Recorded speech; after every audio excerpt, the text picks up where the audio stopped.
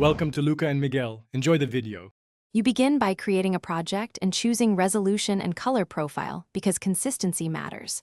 Connect your camera or import RAW files. Once done, confirm the storage path so nothing is lost.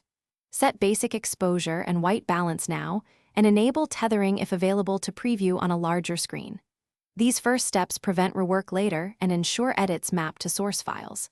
Make quick test captures, check highlights and histogram, and adjust so your base images are clean and predictable. Now you refine images using non-destructive edits so you can iterate without losing originals.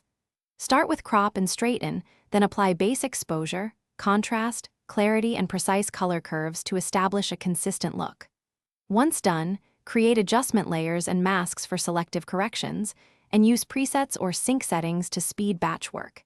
Make local retouches for skin, texture, or background separately. This layered approach keeps edits organized, lets you compare variations, and saves time when delivered. Finish by exporting with the right format, bit depth, and resizing presets because output requirements vary by platform. Once exported, embed metadata and copyright, and add output sharpening tailored to the target medium.